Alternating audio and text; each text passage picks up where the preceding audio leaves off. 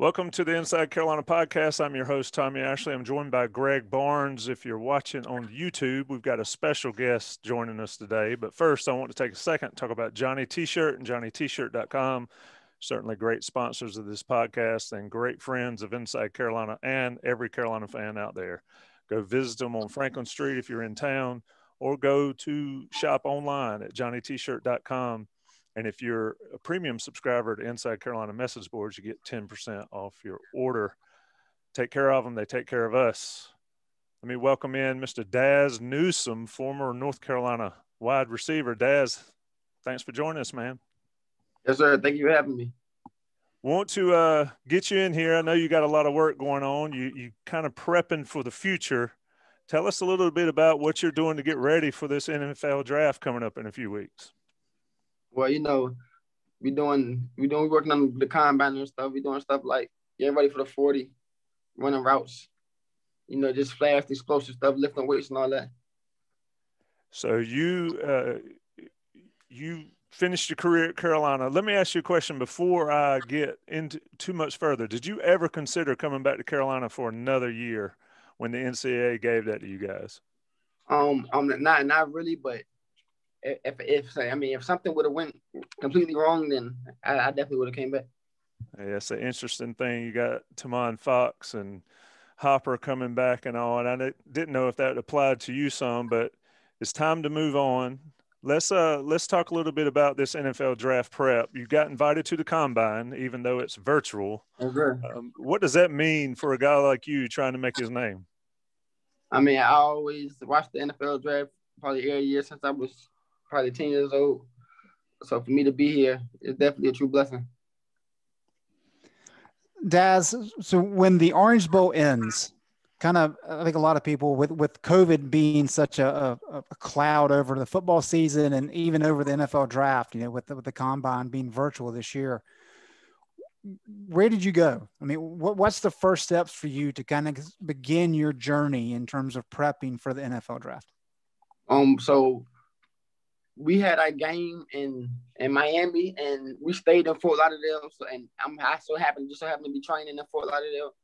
So I didn't leave. I've been here since December 29th, since the whole team got here. So I've been here for a while. And my first steps, and I took the weekend off, and then I got right to it on Monday. That Monday. Right. So our game was January the 2nd. Yep. And then I started training January the 4th. So what's been the focus for you in terms of kind of getting ready? Is it how much of it is the athletic strength and training, strength and conditioning part of it? How much of it is preparing for interviews, all those things? Because it's one thing to go into a room and sit down with team personnel and have a conversation. It's completely different doing it like we're doing it here over Zoom. Yeah, you're right. So with the training, it's really just I'm trying to get my start right. Make sure I'm on a drug machine every day. Make sure my routes are polished and stuff like that. But as far as the talking to the teams, actually my agents had hired me a guy, and he was excellent. He got me ready for all the questions that they was gonna ask me. Everything we went over. It really hasn't been nothing that he didn't go over that they asked me. So luckily I had that guy. And so he was nice. He's helped you out. Let me ask you about your agent team. I hear that you've got a team of agents that's a whole group of ladies, whole group of women that are together helping you. Tell me what that means to you to be able to be a part of that. It's actually nice. I got Nicole Lynn and Kate Farrar, and I love them. They help me out, but they help me out a lot. Yeah, it's a pretty cool story there. I know Nicole Lynn is big time in the industry now and done a lot of good things. And we need more of that. And young guys like you going with them certainly helps. And it helps that you have a young daughter as well. And I know that nothing like having a child. Speak to that. What has she meant to you over the course of her life? You talking about my daughter? Your daughter. She means a lot to me. I'm grinding now for her. So it's like, you got to keep working. So did that, when we're talking about that extra senior year, was that some motivation for you to get on to the league and to make a check so you could support her? And most definitely. It most definitely wasn't. That's why I put my name. I put her name on my neck. My tattoo on my neck says Yelena. So, Dazz, your daughter, correct me if I'm wrong, but she's not quite 3, but she's pushing 3. Is that correct? Yeah, it's her birthday, June 29th. Okay. So I've got a daughter who just turned 10. So I can speak from experience. When they're pushing 3 years old, they are full of personality. What does is she in Fort Lauderdale with you? Nah, she back home. So you're spending a lot of time on what, FaceTime or Zoom or whatever it is. Yeah, but she definitely flies around, and she's very active. So you were in school when she was born. That's a big step as a man to kind of take that step forward as a father. Was that kind of a defining moment for you to be like, all right, this, like, I'm in the big time now. I really need to kind of bear down and make sure I do everything I need to do to be able to set things in motion to take care of her and to make sure I give myself an opportunity at the next level? Most definitely. It's a little rough. It's a little, I would say the roughest part is really just being away. You just feel like you're missing out on stuff or missing her go through things. But her mom really does a really good job bringing her up. So, and we real close. So I would just say just not being there for the most part and just missing things. That's probably the roughest thing. It's definitely tough, but stuff like this, Zoom and FaceTime and all that help. So I know you guys are able to stay as close as possible. Let me take you back to your high school days from Hampton, Ronald Curry territory. I guess Mike Vick, Curry, and Iverson, and all those guys come from there. What was it like? What was it like growing up in Hampton, playing football, where you got all these guys that, even though Iverson played in NBA, we all know he played some football in high school. What was that like? Really just hearing about those guys and like I was on the sideline. My dad was a coach for my high school at Hampton High. Excuse me. I was on the sideline since I was like 7 years old. I've been a water boy from I was 7 all the way to about 7th grade. And I really just picked up my game from like all of them. Like just when I was first starting on the sideline, Tyrod Taylor was in high school still. I remember when they won a state championship. And I really just picked up my game from probably like all the people I've seen around my area. Like we had some good people going through. We had him, but from what I can remember, we had Tyrod, we had doing Tyree Lee.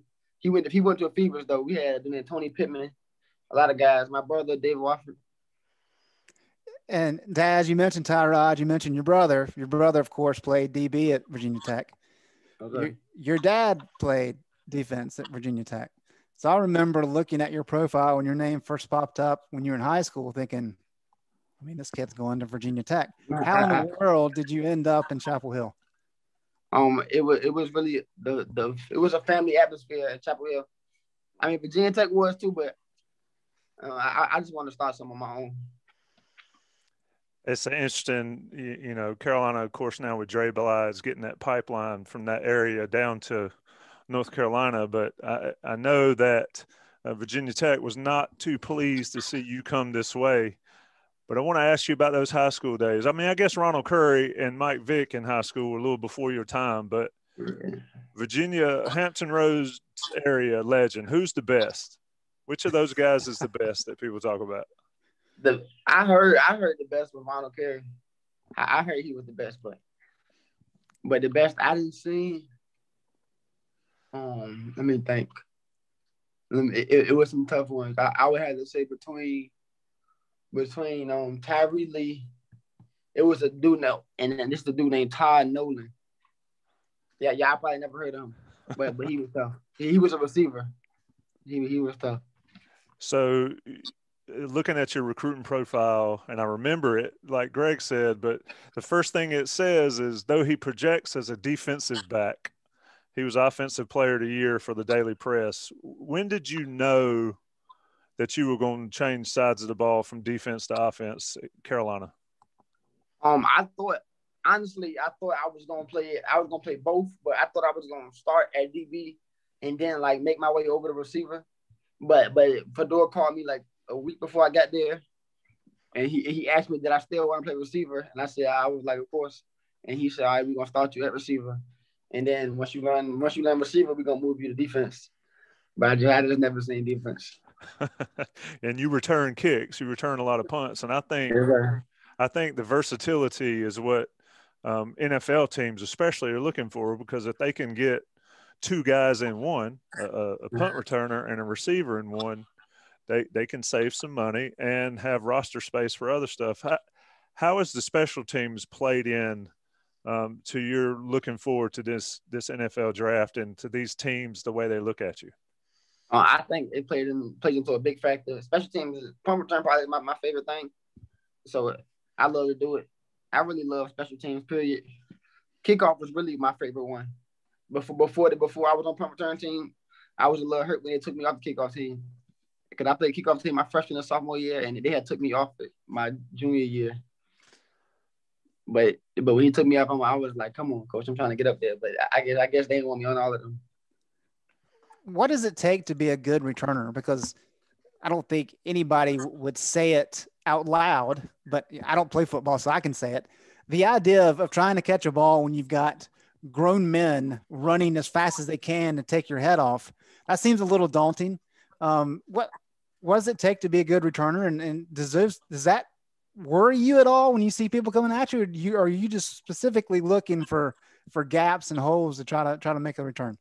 I think you got to be fearless and confident, and usually I look both. I look at the ball, I look at the pick up at the ball, then look down and see where they at. But if I realize I can't do that, then I really look watching my two gunners, because I know if my two gunners win, then usually we got to return, because usually the people on the front line, they usually don't get there before the gunners do. So I know if the gunners get held up for at least 2 seconds, I know we got to return. And then I know if the ball is kicked over my head, I know for sure we got to return then. The majority of your reps, at least last year and for most of your career, have been at the slot position. You talked about when Larry Fedora was kind of trying to figure out where to put you. Once the decision was made to put you at receiver, were you always a slot guy? Yeah, that's right. I started off in the slot. I started off in the slot, and I guess I just never moved from it. Yeah.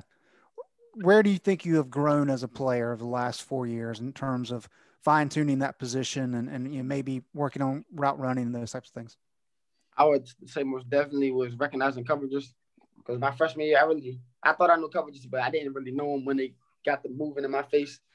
So really just like we had certain routes that would change depending on what coverage, and that was really just the biggest part, just learning the coverages. And sometimes, most of the time, I know it off pre-snap, but sometimes teams are good at disguising, so you got to pick it up on the run.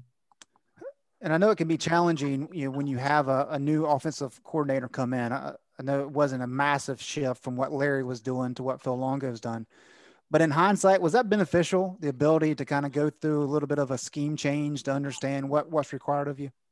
Yes, sir. I think so. I think so because teams, they could watch Longo's old offense and recognize what we're doing, but I just feel like they didn't know what we was doing, and they never seen me run those routes, so they really didn't know what to go off of film. And one other thing I wanted to hit on here, you stand fifth in UNC record book in terms of receiving yards all time. You're tied for seventh in receiving touchdowns. So obviously a great year, a great career in Chapel Hill. We pay a lot of attention to Pro Football Focus, which does a lot of advanced metrics. And one thing that stood out about your play, I guess it was in 2019, that I've always kind of wanted to ask you, and I haven't, so I'm going to ask you now. You led the nation in terms of slot receivers with 13 deep ball catches, and they term that as your 20-plus yards as a catch.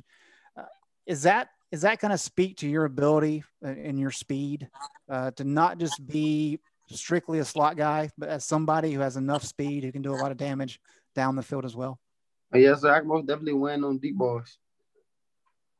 Whatever they ask me to do, I can do it. You want me to win on deep balls, I can do it. You want me to win on short routes, I can do it. Medium routes, it doesn't matter. So looking at your sophomore season, of course, you played a lot your true freshman year, but your sophomore year at Carolina in 18, you started to break out. And I think the Syracuse game maybe was where you kind of got your punt return. You had a long catch in that game. Is that when you started feeling like man, I can do this. I mean, this college stuff I got it. Was it during that Syracuse game and during that week and early in that season that it started clicking for you? Yeah, I would say so. I would say really that summer. I would say really that summer, like coming in the camp. That I think that's when I started to realize I can really do this. But then in the game when I seen that it all was put together, I'm like, okay, here we go. And so that sophomore year, you got 44 catches for 500 and some change yards, and then it turns over. Larry Fedora is out. First of all, talk about that as a player. You've been there for 2 years. You got these guys, I mean, I think Larry Porter was your primary recruiter or one of your primary recruiters, and all these guys are gone. They flip. Of course, a couple of guys stayed, but Mack Brown comes in. Talk about that for Carolina fans. What was that like from inside when Mack Brown came in? It was very different. It was like more of a family atmosphere. It was like we wanted to be in the stadium a lot, and like Mack really came in and said he was going to do stuff, and he really did it. I think that's how he got us all. He said he can get us an indoor. He got it within a year. He said he's gonna get us new games in the players' lounge. He got it immediately. He said he's gonna get us better food. He got that immediately. So I think it was really just him doing what he said he was gonna do. I think that's how he got. That's what made everybody buy in. I think really that was the only difference from last year's team. I mean, from Fedora than Mack. I think everybody just feel like everybody won't bought in when Fedora was here, but when Mack got here, everybody bought in. Did Mack show y'all that ring and tell you, I know what I'm talking about. I got a championship ring. Did that play a role in you guys buying into him? I can't remember if he showed us the ring, but he just said the first day he said he wanted to win now. He said we're not doing a rebuilding year. He comes in with a lot of weight as far as accomplishments and all that, and it was pretty clear you guys bought in, especially early with the South Carolina game. That first year, what was the difference? And I don't want to call any names. You did not have a Sam Howell your first 2 years. What was that like? Yeah. When you got a freshman quarterback coming in that everybody's talking about, but still hadn't done it as a receiver. What's that mindset when you got a freshman quarterback stepping on the field for the first time? I mean, I really didn't know what to expect from him because in camp, like when he first got here, he was definitely throwing balls that the quarterbacks that was here before wasn't. I remember my first 7-on-7 with him, our first OTAs. We were doing OTAs and stuff, and I ran a little crossing route, and it was 2 people, and it was a little window, and like I caught it before, they never threw that ball, so I honestly wasn't expecting to get the ball, but he threw it, he put it in there. I'm like, okay, he might be the real deal. But like in the game, I mean, but like going through camp, like we was kind of missing on a lot of deep balls, but like I think it was maybe because like he wasn't starting every day, like they would switch the starters out, so I think that he had to get a feel for us. But like we was kind of missing on some deep balls, but when he got into the game, he started clicking, and then after that, when they named him starting practice, he started clicking too. So the South Carolina game, we've debated on this podcast before how big a win that was for the program.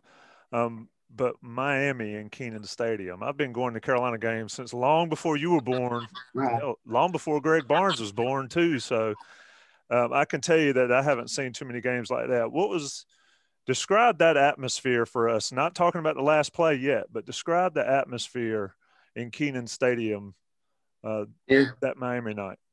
Yeah, see, because I've been here for 2 years. I mean, I've been here 2 years before then, and I never seen the stadium full. So the first time I actually seen the stadium packed, and it was a night game, I'm just like, when we first walked there, I'm like, oh yeah, this is gonna be live. This is gonna be live as well.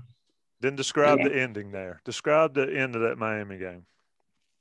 It's crazy because I didn't even know it was that loud until right after that. I watched the game right after, not the game, but somebody sent me the clip of the little, well, when I scored a touchdown and like the actual crowd sound, and I played it on my car. And when I played it on my car, I jumped because it turned up so loud. But it was loud. I didn't really hear when I was going in it because I tried to celebrate with my teammates and I knew my friends. Like my friends had got into the student section, So I went right over there where it was at. Daz, I think fans watch so many games over the years that there are certain moments that just stick in your mind. There's a lot dating back to the Vince Dooley days for a lot of fans. Your catch, on first and 10, down 25-20, minute 10 left, the little out route you ran for that touchdown catch from Sam Howell, I think is up there in terms of moments for a lot of the fans. That was one of 188 catches that you had in your North Carolina career. Are there any other catches that stand out to you as being like, man, that was really cool that I was able to pull that catch in? Yeah, I would say that one and I would say the one versus Duke. It was like a fourth and what was it? 4th and 4. It was a 4th and 4, and I caught a crossing route, and I thought I was gonna steal the game, but my man Vontae, he had an accident. Well, I can tell you that Miami clip, and I know what clip you're talking about on Twitter that has it from the sideline right there. Yeah. You're right. It is. I remember my son sitting beside me, watching it in Keenan Stadium. He was going, "Dazz is open, Dazz is open," and he hits you. So that was pretty cool to see that game. That season, you guys go to the Military Bowl. Y'all tear up Temple in the Military Bowl. You and Miami have this 1,000-yard season, both of you, which is, I doubt we'll see that anymore as far as Carolina receivers and then Mike and Javante's yards. But you come into your senior year, you've already had a 1,000-yard season. You've already had a ton of catches. What are you working on as a rising senior to get ready for last season? What was your number one goal then?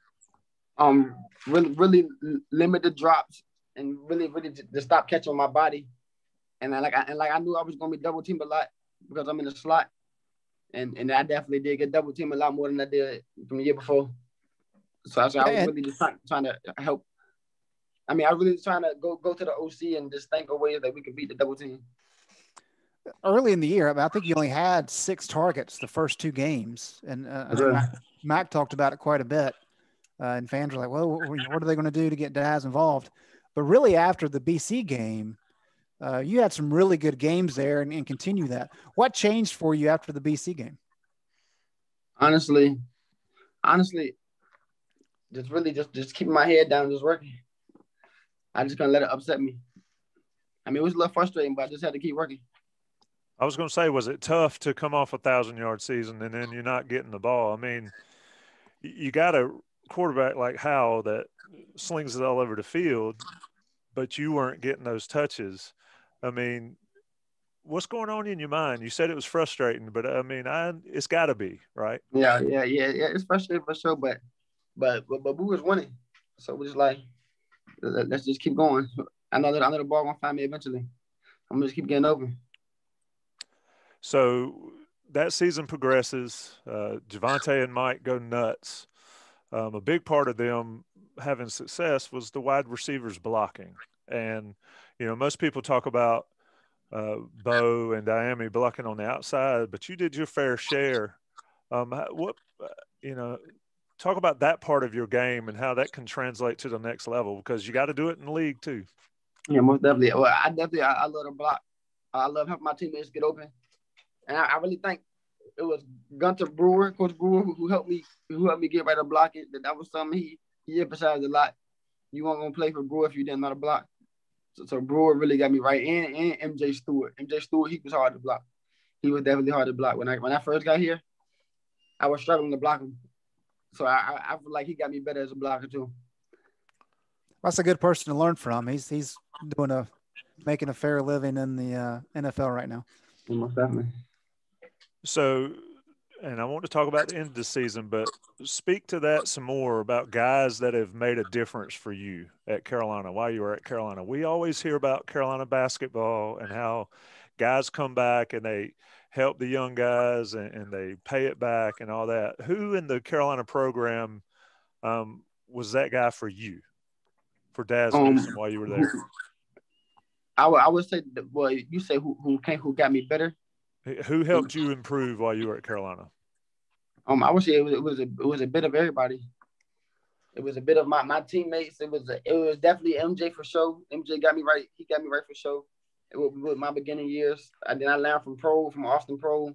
Just seeing him, he probably had the best routes I've seen since I've been in Carolina. And then really just going against my teammates every day. Let me ask you about the Orange Bowl. And if you don't want to answer, you don't have to, but I got to ask it.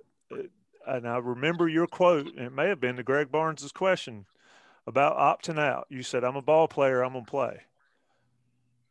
Was there any doubt that you were playing in the Orange Bowl? No doubt. I was definitely playing for all the way. So let me ask the other question. And again, I don't want you to speak ill of people, but I would like to know what was the mindset from the guys on the team when Javante and Mike and Diami and Chaz all opted out, which, hey, I can't necessarily say I blame them, but I didn't play. You played with them all year long, all career long. What was that thought when that happened? I mean, I knew why they was doing it, so I mean, I respected the decision. I had no hard feelings about it. I knew I was gonna play regardless, so I can't really worry about what they was doing. We just had to keep working.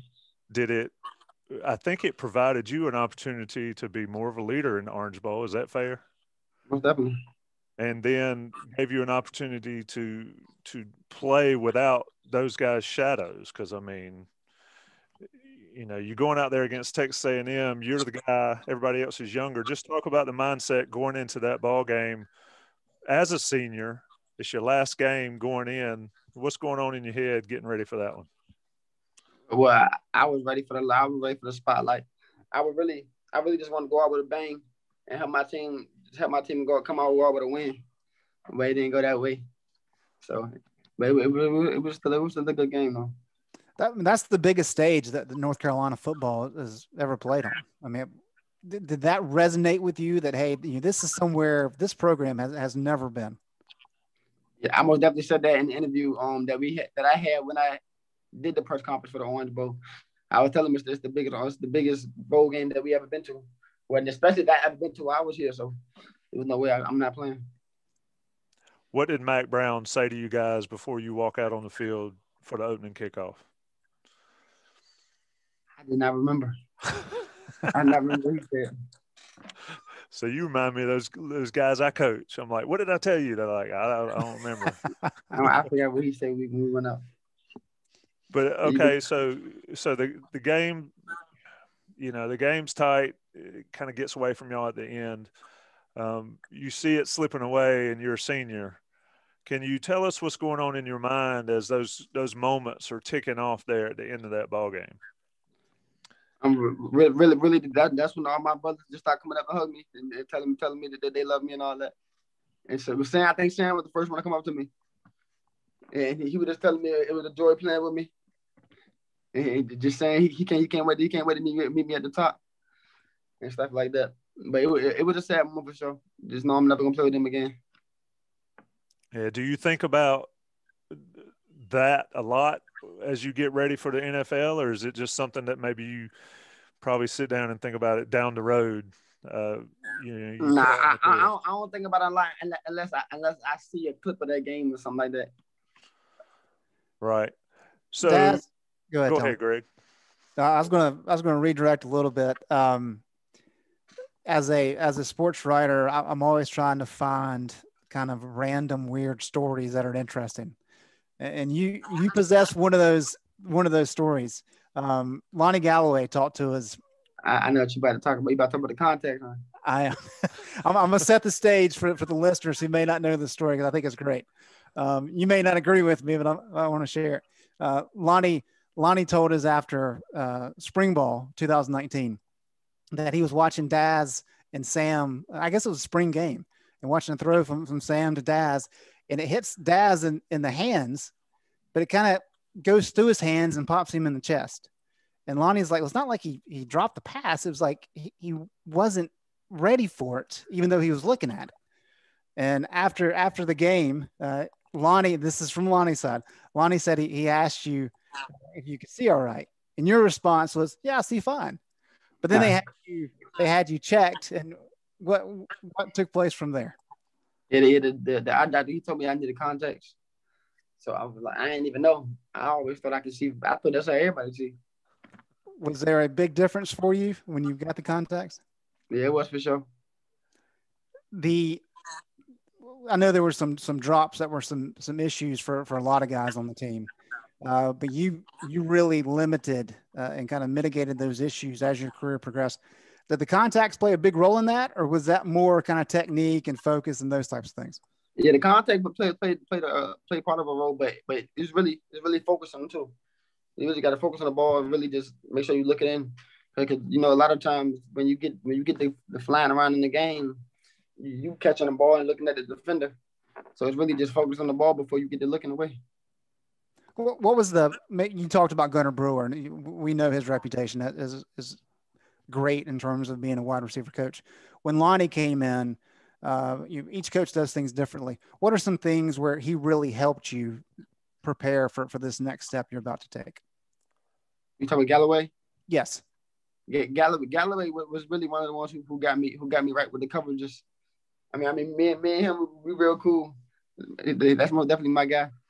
But I think he really got me right with just learning coverages, just knowing which is what, and knowing who to watch, so I can see the calls from a pre-snap. So we're moving towards the draft. It's in April. You got Carolina's Pro Day here in Chapel Hill. What day is that, Greg? It's March 29th. March 29th. Dazz, are you coming up here to take part in that? And if so, what are you looking forward to showing the pro scouts the most? I really want to show them my speed, and I really want to show them that I can do it all. Is there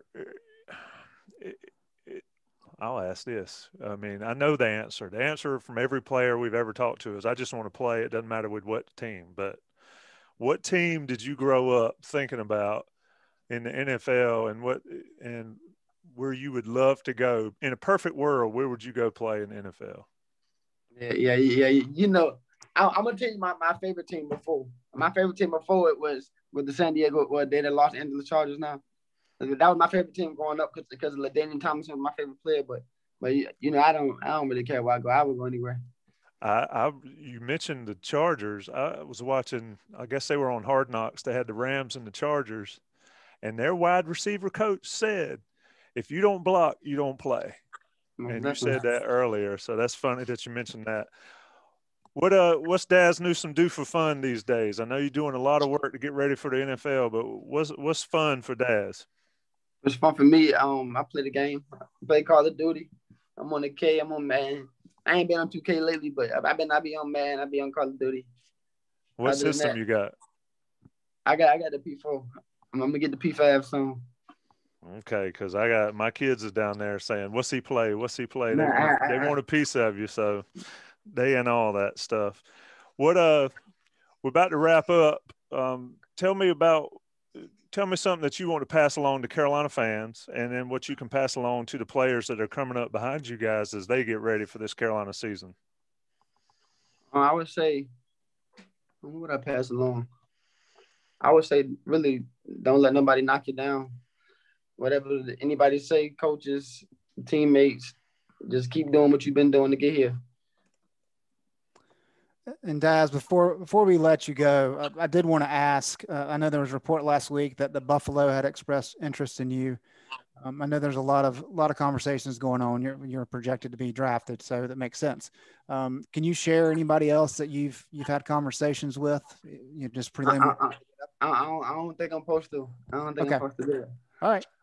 Understood. They don't want you to spoil it and then somebody else jump up in front of them. But it's good that you're having conversations. I'll tell you, you've been fun to watch. I know Greg will say you've been fun to cover during your 4 years at Carolina and coming out of the Virginia area. I want to take a second to share my appreciation for you coming on and joining us. Yes, sir. Thank you for having me. Yeah, man. Anytime when you're in the league one day, you come back to Inside Carolina and you tell us all about it, and we'll get it out there for you. But Greg Barnes, I'm Tommy Ashley. That's Dazz Newsome. This has been the Inside Carolina podcast, sponsored by Johnny T-Shirt, johnnytshirt.com. Thank you, Dazz. Yes, sir.